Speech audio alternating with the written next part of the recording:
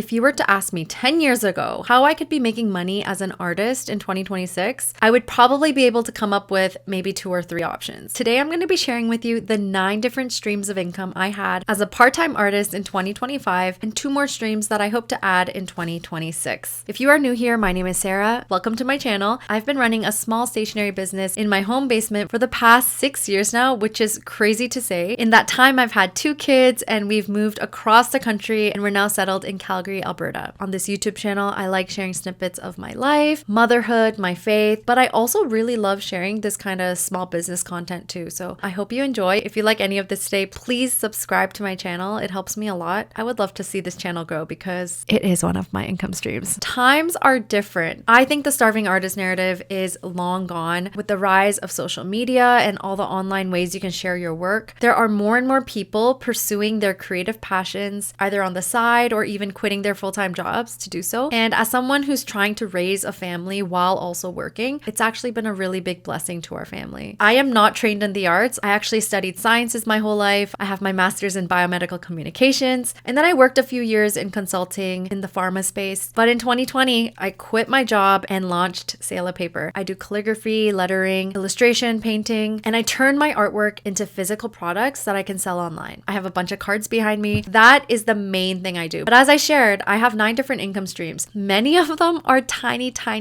trickles of income, but they are still income streams. And I wanted to share that with you today in hopes to encourage you. There's not one way to do this. And for me personally, even looking back and seeing all the different ways that I was able to diversify my income, it's been super encouraging. It just makes me feel like there's a lot of potential, a lot of ways to grow. And I've done my share of experimenting. So if you're ready, let's grab your drink of choice. I'm having an iced honey latte. Grab a pen, a notebook. Also another disclaimer, and sorry that this introduction is so long. I'm not going to actually share my numbers. A, because I don't want to disclose all my finances to you on the internet. And B, I don't know if it would actually add that much value. I hope what I share you can apply to your context. If you have any further questions, you can email me. Let's jump right in. I'm looking at my numbers on my chart. So I'm going to do this in the most natural way. I'm going to do it from biggest to smallest. So my first income stream actually made up 54.7% of my annual income last year. And that is my retail orders. So I sell physical products. I get my products manufactured. They ship it to my home in Calgary. I put it out on my shelves right here. And then I spend most of my time packaging and shipping them out from here. That is direct to consumer. Grace in Toronto might be buying a few bookmarks. Maria from Iowa might be buying a few stickers and some cards. People are going on my website, putting things in their cart, checking it out, and that money is being paid to me through Shopify. I actually started my business on Etsy, which is still the same category of direct to consumer, but over the past few years, I changed it to Squarespace and now to Shopify. So Shopify is the biggest income stream for me. This income stream has worked out for me because I do a lot of marketing on Instagram. I have done paid ads, but mostly I do a lot of organic sharing, and I've just grown my audience to a size where I am still able to get new customers through that platform. I also have a lot of returning customers. So many of my customers buy more than once, which is really amazing. I'm honestly so grateful for them. I actually have the best customers. That's how I make most of my money. My second stream of income makes up 20.2% of my entire income, and that is wholesale. So if you're not familiar, wholesale is business to business. So the first income stream was me selling directly to the consumer. This one is me selling to the business, and then the business sells to the consumer. I would actually love my numbers to be flipped. I would love wholesale to make up 50% and direct to consumer to make up less. It just hasn't worked out that way so far. Wholesale would just optimize my business so much better. I personally think wholesale is the way to go if you want to scale your business. It's just such a different model of business. If I'm selling a $4 bookmark to Grace, my wholesale client is actually buying them for $2. So all my products are actually 50% of the retail price when I sell to the business. However,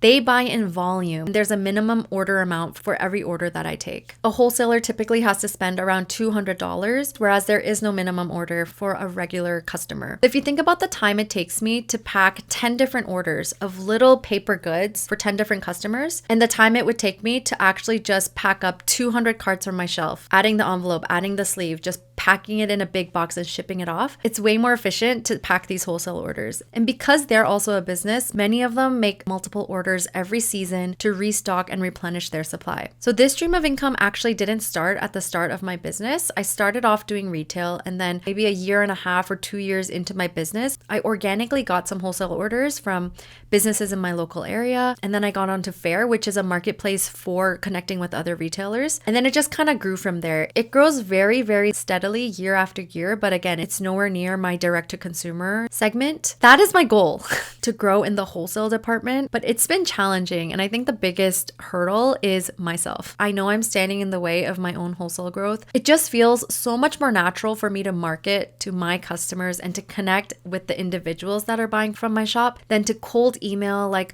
all these gift shops and businesses that I might not have even shopped at before. It just feels more of a hurdle for me to do that, even though I know that the payoff is going to be greater. So honestly, like every year I am striving to grow this piece of the pie, but it's been a struggle. And I think it's going to take some bigger systematic shifts in the way I do work and my outlook on my work, but it's honestly always a top priority. Okay, so moving on, this third stream of income is very surprising to me. This stream only started middle of this year, and that is Shopmakers. Many of you might not be familiar, but Shopmakers is a chain of stores that are in Canada, and their locations are mostly inside big shopping malls. They allow Canadian makers to put their products in their shop for a monthly fee, and then you get to keep all of your profit. It's kind of like a consignment model. I don't consider it a wholesale model because they're not buying up my products up front. I'm actually putting in like thousands of dollars worth of products into their store without them paying me. And in fact, I'm paying them, and then I get to keep whatever sells. If it doesn't sell, I actually take back all my product. I am trying to get into more locations. I just haven't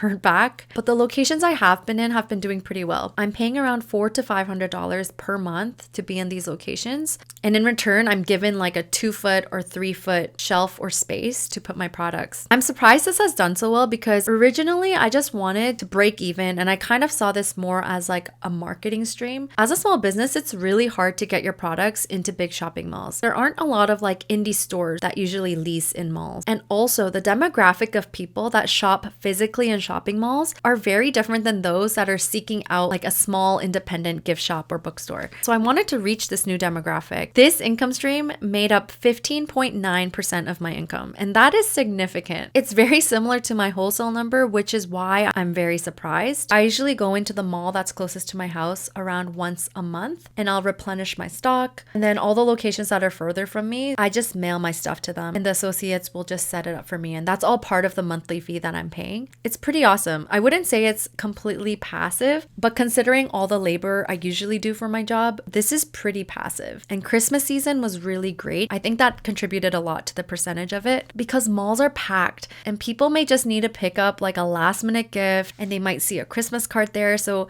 my Christmas cards did really well there. I think it'll be interesting to see how this number compares to the rest of the year because I imagine it's going to be a lot lower. Okay, so the next few income streams are all 5% or under. They all kind of contributed a little bit. So number 4 is markets. I'm new to Calgary. I made it a goal this year to just do as many markets as I could during the Christmas season, and I'm so glad I did because it really pushed me to connect with my local community. It actually gave me a lot of new customers in Calgary. And it was nice also connecting with other small businesses. I did a few night markets, which was a really cool vibe. I did some cute little daytime markets. Typically, I pay $200 to $400 to have a space at these markets. And it didn't cost me much else because I already have a setup that I brought from Toronto. It just requires my time. I actually was more than happy to dedicate these long days to the markets because after having 2 kids, it is a nice little day off to be able to go stand at a market by myself. I always had a fun drink and a snack. And I could just have good conversations and actually connect with my customers. Also, being an online business, you never get to see people physically touch your products like before they buy them. And so allowing people to shop at my booth was really exciting and just really uplifted my spirits. I hope to do more this year, but I will say this income stream does come with a lot of support and logistics. Often I need Alex to help me or my sister to help me. Then someone else needs to watch the kids. And so it's a lot of coordination, and it's not the easiest thing to like haul everything to the site and bring it back, but it was worth it. I feel like I'm talking a lot, but the other thing I want to say about markets is that I left a clipboard for people to share their name and their email to be entered into a giveaway, but it also signed them up for my newsletter. I think that was really, really valuable. I got hundreds of new email subscribers, and if you know anything about email marketing, those emails actually do convert to sales. It is like such a powerful tool to not only communicate, but to sell. So I just want to encourage you by saying, like, even if you hustle and stand all day at a market and you don't make many sales, you don't even break even, I think there is so much value that goes beyond just the dollar value of attending these markets. It's important to get your business name out there, to be inspired by other business owners, and to connect with your customers. It takes multiple exposures for people to buy from your business. It might just be like a quick hello, and then maybe next time you have a conversation with them, and then they might place an online order months later. So here is where it gets interesting. My fifth income stream was Instagram. And I don't mean Instagram itself paying me, but I made money by making Instagram content for different brands. I made 2 reels for Pampers this year, among other products and brands that I worked with. But doing those Pampers ads made me really feel like a content creator / influencer, because I will admit it did not feel natural. It felt like it was my job, and I had to like go out of my way to like make these reels. I'm very thankful for all the brands I get to work with. This isn't something that I'm like actively pursuing to grow. I applied for maybe a couple of these brand partnerships through third-party websites, but most of them actually reached out to me directly. They DM'd me, and so I said yes. This made up about 2% of my annual income. So the next stream of income was actually doing photography. It's kind of similar to the Instagram, but I didn't have to post the content. I work with a few brands. Every few months, they might send me some products and ask me to take some pictures and videos of the products. They don't require me to edit any of it to like package it into a reel or have a voiceover. They just want my raw photos. One brand that I've been working with for years is Robies. They're a Canadian shoe brand. They make these like really cute leather shoes for kids. They asked me to photograph Charlotte wearing the shoes when she was born a few years ago. I've been doing it for them maybe 3 to 4 times a year, and they just send me a really nice check for the 16 photos that I email to them. And I actually love this stream of income because I don't have to post any content onto my accounts. I get to try a lot of really cool products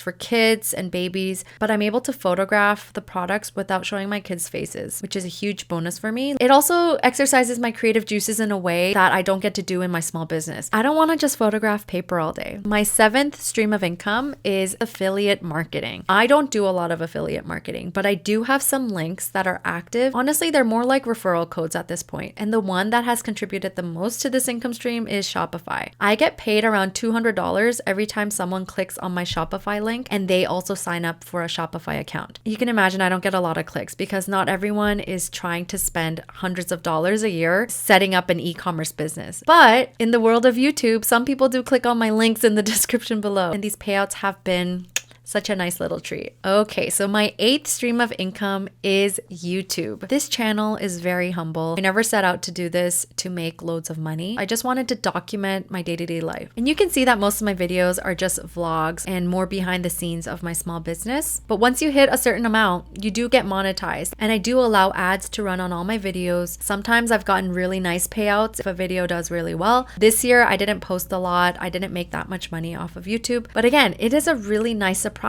getting like an extra $100 in your account randomly. Every year, I hope to grow this channel because I enjoy it so much. Like, this is so much more enjoyable than all the short form content that creators have to make in order to stay relevant. I just love this long form content. I love watching YouTube videos, and I hope you are enjoying this too. So my last and 9th stream of income is income from ministry partnerships. I could have lumped this in with my wholesale, but it's basically the same thing. I allow churches and nonprofits and missionaries to buy my products at 50% off so that they can use it towards their mission, whether it's fundraisers, donor gifts, or just like ministry related products that they want to buy. It's just a nice way that I, as a stationary shop owner, is able to partner with people doing God's work. It's mutually beneficial, and I find these people are usually customers to begin with. And when I find out that they're buying my products for, the children's ministry or for their congregation members, I usually offer them the discount and let them know that they can share it with other people as well. If you're in ministry and you want 50% off of all my products,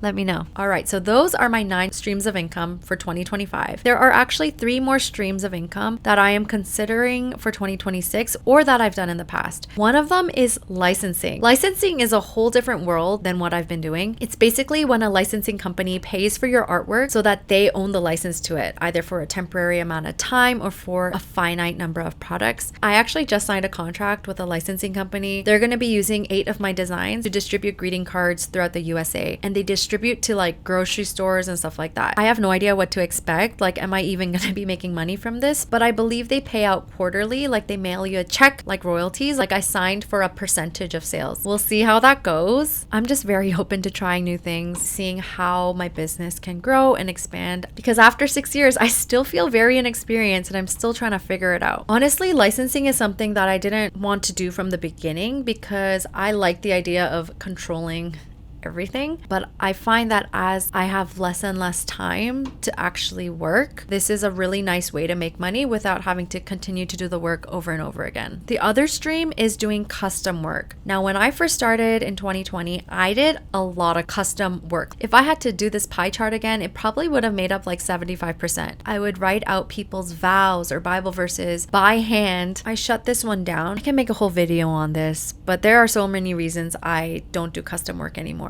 Okay, and last one is digital products. I think this is a great one because it doesn't require you to ship a physical product. I can upload like a printable, and as people buy it and download it, you can just generate money without having to like take the time to pack something up and ship it. It's something I'm considering. I don't know if it just competes too much with all my other products. I actually do like running a physical product business. So if I do something digital, it would be something very intentional that kind of complements what I already do. Anyway, this has been a very long video. I hope it was helpful. I just wanted to encourage you because, again, there are so many different ways that you can make money using your creative juices. So if you have a full-time job or if you're a mom that wants to make some money on the side, whatever situation you are in, I hope this video inspires you and has given you some ideas for different things that you can pursue. Like I said, my streams of income keep changing every year, and so I'm very excited to see how my business evolves and grows. Thank you so much for being here. Again, if you liked this video, please subscribe, and I will see you next time. Bye!